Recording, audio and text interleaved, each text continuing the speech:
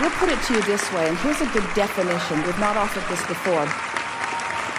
Action is the dabbling in the specifics of the manifestation. For the most part, most people are offering action instead of offering stable vibration. So most people are offering most of their action in order to compensate for the energy that went awry earlier because they were not aware of it in the earlier subtle stages. So if you're not aware of what you're doing vibrationally in the early subtle stages and you've begun attracting something that there's a momentum coming, and when the grid fills in, there is a momentum. And it doesn't matter what grid it is that's filling in, there's always a momentum. So a lot of people use their action in order to try to compensate for the momentum because they weren't paying attention to what they were doing earlier. It's sort of like the cast on your arm is sort of like that. That was action that you applied after the fact because you weren't paying attention to what you were doing vibrationally before.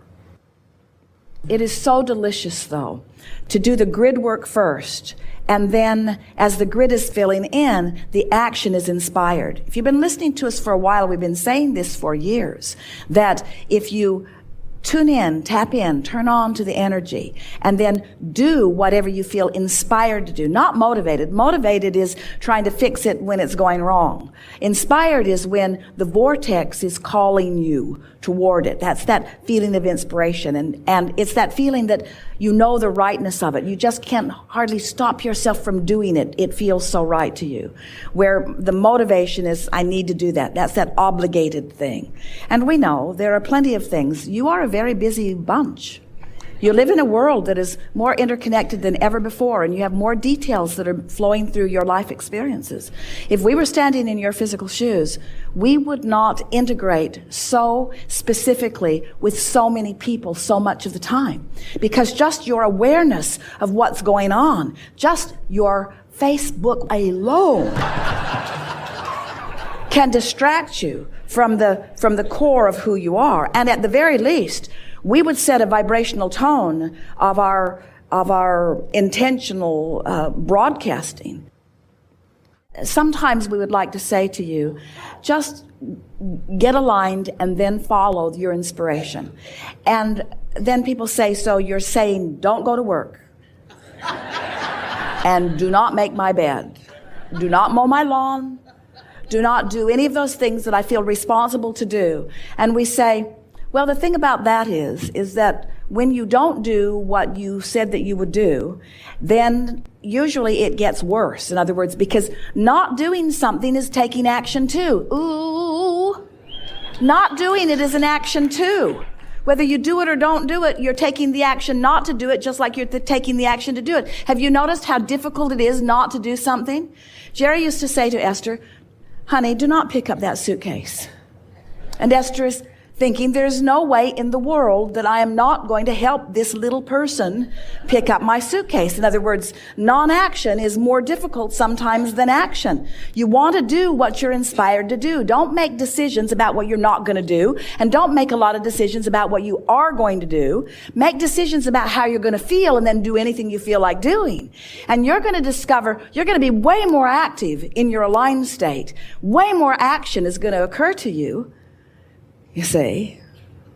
So then we want to say that since you have different vibrations going on relative to different subjects, and often there are things that you just need to do. You have responsibilities and you can't just not do them. But you could do a better job of doing your vibrational work first. And by that we mean meditate more often. We would every single day. We would take the time to quiet our mind. We just would, because that is the easiest way to sort of clear out the vibrational clutter. And then we would make lists of positive aspects, and we would make them about things that are really easy to make them about. We would not be trying to create with our positive aspect book. We would be genuinely tuning ourselves to the frequency of what feels good. So we would pick the easiest things in our life that make us always feel good when we think about them, and we would fill the pages of our book with only that. And then we would look for reasons to appreciate it as often as possible, and then we would do everything else that we feel like we need to do. The best process that we've ever offered for this. Esther was in a sort of fit of frustration with too much to do. And Jerry and Esther were sitting in a restaurant, and they had paper placemats in front of them. And Esther said, Abraham, I don't know what to do. She was sitting there overwhelmed with her list, which was pages and pages and pages long. And so we just encouraged her to draw a line down the middle of the placemat. And we said, on the left side, write, universe, take care of these things. And on the right side, write, I will take care of these things. And then we encouraged Esther to write what she wanted the universe to take care of. And so she made a list. And you know, it was quite a general list. It was quite a general list because she wasn't thinking in terms of the universe washing the car today. She wasn't thinking in terms of the universe doing those things. It didn't compute in her mind. So she wrote general things like help so-and-so feel better and help this situation sort of resolve itself. And she just put general things on that side of the list. And we encouraged her to go through her list and pick out the things that she really needed to do and then put everything else on the universal side of the placemat. Well, so she did. She went down. It took almost an hour after they had finished their meal for Esther to transfer everything to the placemat. And on her side were only 4 things. It was something like make a bank deposit, and they were important things that really needed to be done that day. So she accomplished those 4 things, and with relative ease. And to her astonishment, several of the things on the universal side of the placemat happened without her attention to them. And then she was off and running. Well, what this placemat process actually does is it teaches you to let go. It teaches you to let go of the angst because she only chose the things that she felt were manageable. And in her new decision to only do this much, what she accomplished, which is far more important to the list than anything else, she accomplished a vibrational grid that allowed the universe to do what it's always wanting to do. And the placemat process simply got Esther out of the way, you see. Mostly what we'd like to say to you is go do what you need to do and be happy more. And chill more. Have more fun. Look for more reasons to feel good. You have to realize that through the experience of life, of knowing what you don't want and knowing what you do want, you have very specifically put the characteristics of what you want into the vortex. And the larger part of you has not only been aware of them, but has been the vibrational equivalent of them ever since you put them there. And every time you have a new experience which causes you to amend it a little bit, to change it or expand it a little bit, because as you move through life, you do that all the time, the inner being part of you keeps up with it. So you created it specifically, and it stands with such specificity that it stands there really specific. It does. It stands there in that perfection that you have assigned. And so now your only work is to allow the perfection that you've assigned to flow into your experience at the perfect moment in time. And that's why we said earlier, when you feel impatience, it means you're not allowing it, even though it's ready for you, you're not ready for it. It just bounces off of you. Somebody else doesn't walk away with it, but you don't get it. We want you to just chill out. That's why we say things to you like, you never get it done and you can't get it wrong. It's moment by moment by moment. That's the fun of all of it. It would be like being a wonderful athlete, let's say a tennis player, really enjoying the game, who wins all of the top honors and then says, no point in ever playing again. And we say, really? We thought you were playing because you liked the agility that your body discovered. We thought you liked to play because you liked the clarity and the strength of your body. We thought you liked it every time you put that ball right where you meant to put it. We thought you liked the intuitive feeling that you had when you anticipated where the ball was going and you were there to meet it. Even when that other guy is so good that he usually surprises people. We thought you liked the game. Are you saying you only liked the trophy? You see, and you all came for the game. And the game never ends, you see. You got to keep playing. You got to keep playing, and you got to keep winning, but you got to keep playing, because there's always another game and another game and another game and another game.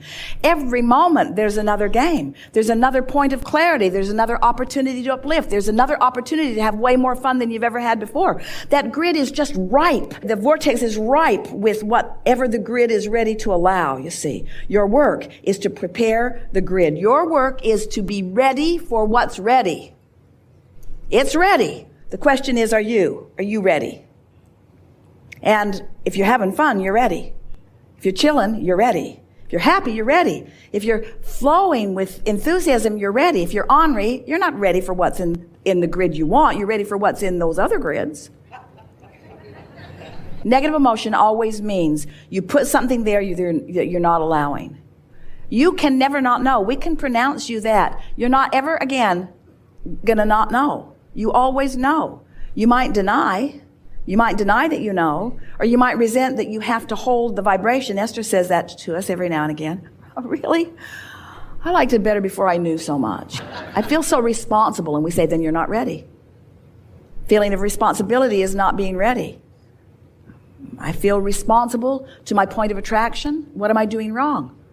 Well, you're feeling responsible and self-critical. You can't allow what's in your vortex if you're self-critical. Well, what do I do?